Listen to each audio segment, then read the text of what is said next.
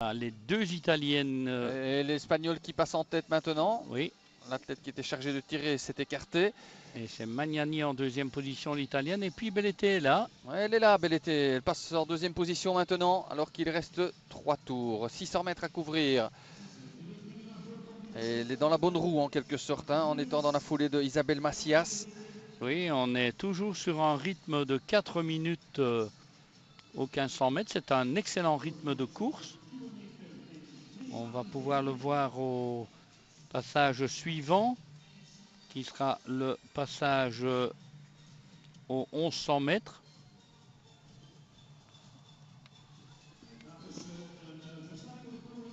Attention, le minima c'est 4,10,63 hein, pour aller à l'Euro sur cette distance.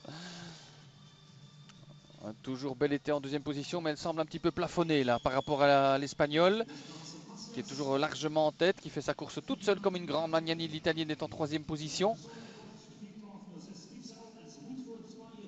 C'est intéressant de voir Belletti en bonne forme pour le moment dans cette saison hivernale. Qui sait si elle ne pourrait pas nous réserver une bonne surprise à l'Euro, à l'attaque du dernier tour. Elle attaque précisément Belletti. Elle passe Macias, c'est bien, à 200 mètres de la ligne. Belletti devant son public qui attaque. Macias qui s'accroche maintenant dans la foulée. A-t-elle attaqué un rien trop tôt? On va le voir dans quelques instants, car la dernière ligne droite sera terrible. Il y a un retour encore de l'arrière. On est sur un rythme de 4 minutes 5, 4 minutes 10, plutôt proche des 4 minutes 10. Et c'est Macias qui va l'emporter. Macias qui repasse, Belletti qui coince et ça revient encore de l'arrière avec la victoire surprenante de Rabab Arafi, la marocaine au bout du compte. 4,10,70. Je vous le disais, on n'était pas loin du chrono qui pouvait qualifier une athlète belge pour l'Euro, mais ce n'est pas le cas pour Belletti sur cette distance. Non, mais elle est déjà qualifiée en 3000 Bien mètres. sûr. Donc, elle a fait une belle course. Hein. Peut-être cette attaque est-elle intervenue un rien trop tôt. Là, vraiment, à 200 mètres de la ligne, c'était sans doute préférable. ouais.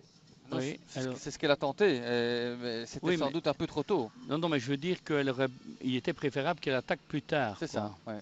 Je pense que elle avait peut-être voulu tester quelque chose, hein, oui, tactiquement et aussi. de toute façon, cette course rentre bien dans le cadre de sa préparation aux 3000 mètres du championnat d'Europe.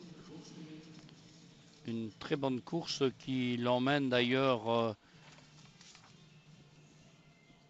à un record personnel en salle. Hein. Elle a un record personnel à l'extérieur à 4 minutes 6 secondes 87. Rappelons que le record de Belgique est de 4 minutes 9 secondes 18 centièmes par Lindsay de Grant. On revient à la hauteur Noël avec Anne Vanesch.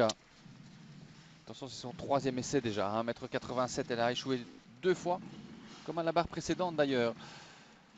Et cette fois-ci, ça ne passe plus pour Anne Vanesch qui quitte le concours ici, devant ce public avec un saut réussi à 1,83 m. Donc pour elle, cet après-midi, dans ses installations de Gand.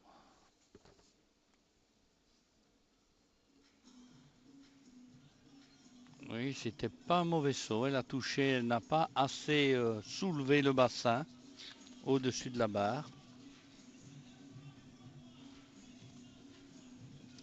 On revoit le moment où Belletti pense pouvoir faire la différence face à Macias notamment, mais ça va revenir très très fort de l'arrière, hein, notamment avec la Marocaine. Vous voyez qui va venir passer là vraiment la tranche de jambon entre le sandwich.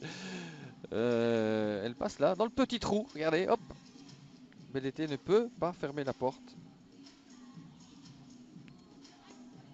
Oui, une belle victoire pour la Marocaine, vraiment acquise dans les 40 derniers mètres. Voilà, victoire marocaine donc sur 1500 mètres ici.